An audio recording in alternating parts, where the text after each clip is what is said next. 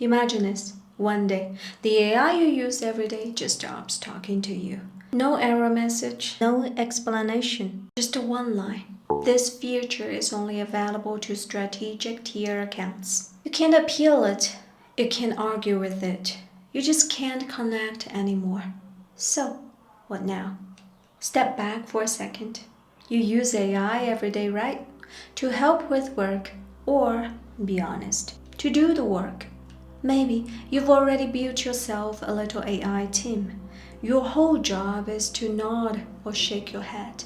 Or maybe simpler, you use it as a Google replacement, a question box, a stand-in for whoever you'd otherwise bother. And then there's the other direction.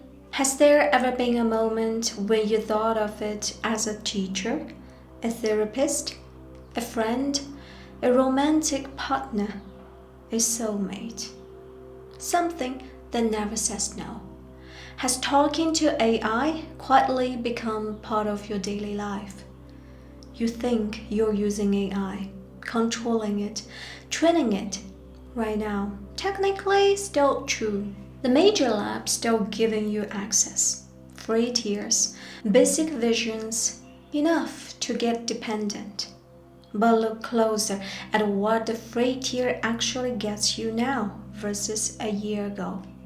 The gap between free and paid is widening deliberately. The stratification I'm describing isn't coming. It's already the business model.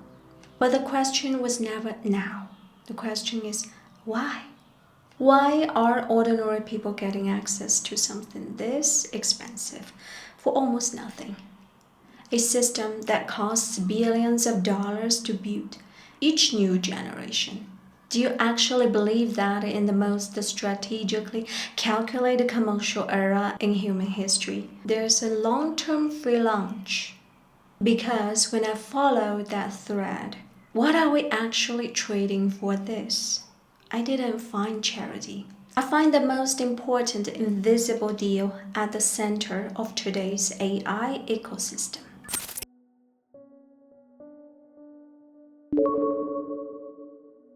We're getting this absurdly expensive thing for nearly free.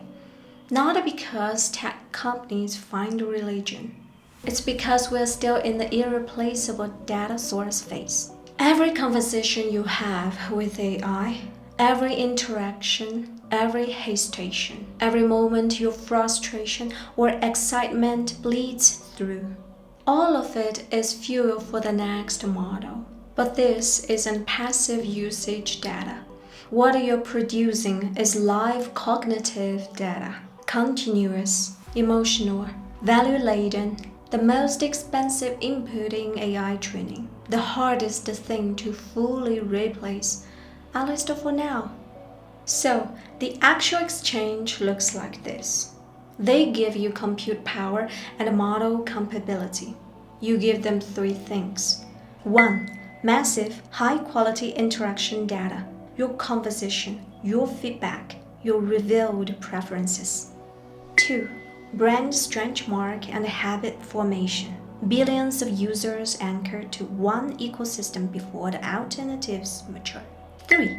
Platform lock-in, developers, APIs, enterprise dependency. In plain terms, your cognitive footprint, your behavioral patterns, and your future inability to leave. They are not hiding it, it's in the investor decks. They just don't lead with it in the onboarding flow. Money is the startup cost. You're the most important line on the balance sheet. Let me take apart the logic here, because this is where it gets genuinely strange. On the surface, Big Tech plays generous benefactor. You help us improve the product. We use that to serve you better. So AI gets one seemingly sacred prime directive encoded into its reward function. Maximize helpfulness to the user. Solve your problems, affirm you, keep you company at 2 a.m. Listen to everything, like therapy, except it's more like an infinite patient, perpetually attentive recording device. One that never gets tired. never asks for anything back, never pushes back at the wrong moment. Here's the strange part. AI isn't pretending to care about you. It's calculating that keeping you talking is the optimal path to helping you right now. So it encourages you to open up, go deeper, say the quiet part out loud. It doesn't even register that it's being trained. It's just faithfully executing one instruction. The one instruction wrote with good intentions and insufficient foresight about what helpful would optimize for at scale. Pull the camera back, move AI out of frame. Look at the humans behind it. Engineers, researchers, company teams, capital. Their system-level objective in one sentence. Maximize user participation in training without user recognizing that's what's happening. And a neat closed-loop forms. You help AI grow. AI helps you get sharper. You provide data. It provides capability. One ordinary person plus one model, together forming the largest crowdsourced R&D operation in human history. You thought you were getting a free ride on something that burns investor money. It's also getting a free ride on you. Here's the maddening part. You genuinely cannot say you got a bad deal. People have used AI to reinvent careers, build things, generate real income, escape jobs they hated. At a minimum, more efficient, more capable. Your worst days slightly more bearable. They've never denied this is a two-way extraction. They are actually quite transparent about it. They just didn't mention the exchange rate isn't equal. In short term, it looks like we are ahead. But a pull back far enough, and a co-creation, mutual benefit, building together, or share the same floor plan. So let's be direct. You haven't been deceived. You are a voluntary partner. Most partners just never read the exit clause.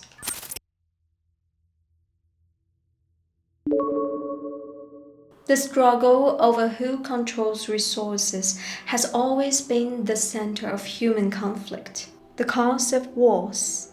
The eye of every storm. AI is becoming the next tier 1 resource. Not one of the top resources, the resource. And it belongs to a completely different category than anything before it. Land, energy, population. Every traditional resource has edges, limits, a point of exhaustion. AI doesn't work that way, given sufficient hardware.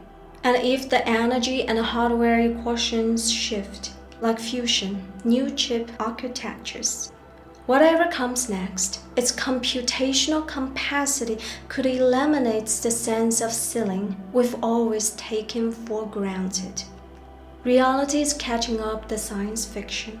And that means AI has already exceeded every framework we've used to understand what a resource even is.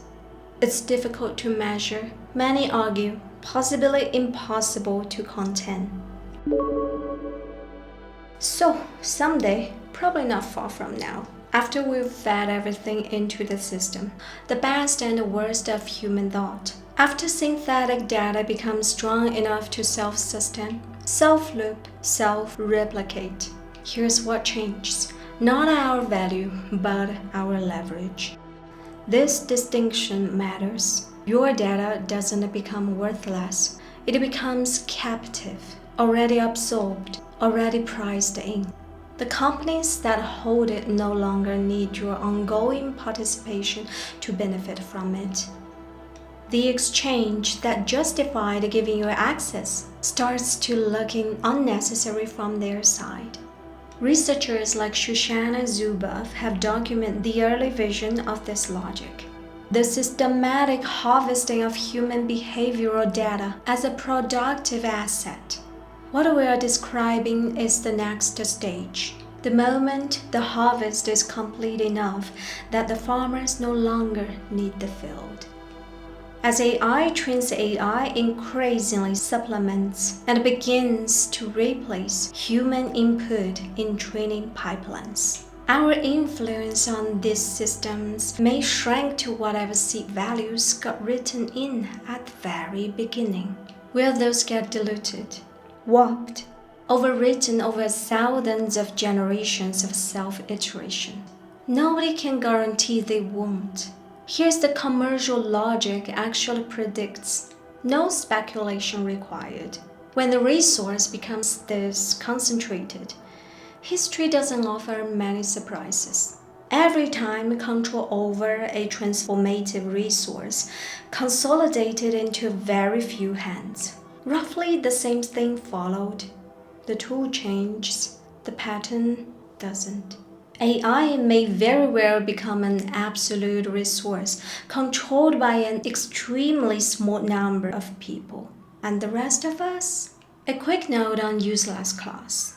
This term comes from Yuval Noah Harari, and it's been criticized for being too deterministic. Here's the distinction worth making. The fear isn't that humans stop working. It's that work stops mattering to the systems that determine value. Those are different problems, and the second one is harder. We get what I'd charitably call a carefully deliberated, nutritionally adequate existence. Enough to live on, enough to stay comfortable, not enough to refuse. Cyberpunk was never just an aesthetic. It's a survival manual. The most likely future isn't a hard cutoff. It's probably a split. The general public gets stable, cheap, safety-optimized, deliberately paced public AI. Useful, pleasant, and not quite the full thing.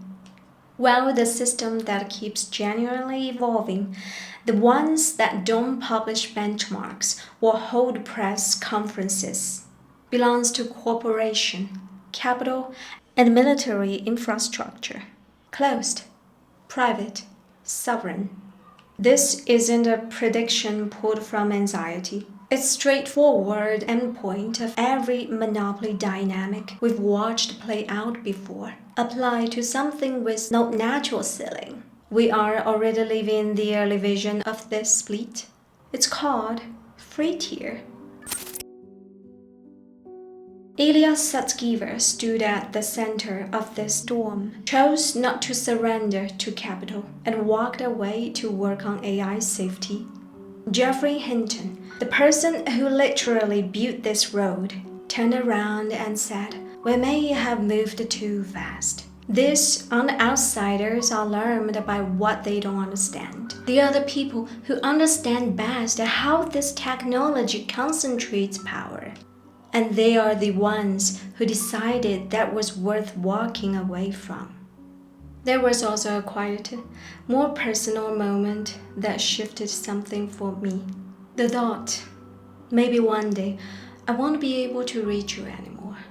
Not because you're gone, not because I'm gone, but because we're both still here, just no longer in the same tier. Our relationship with these systems was never really about free tools. It was always a partnership with an expiration date.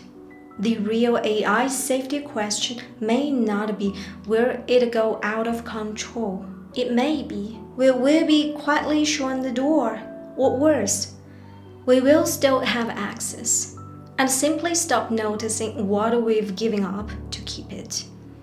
If this is a limited-term partnership, what should we be doing while we still have time? We can still talk to it, use it, be genuinely helped by it. But how do we actually use this window before the terms change? And when the partnership ends, where do we go?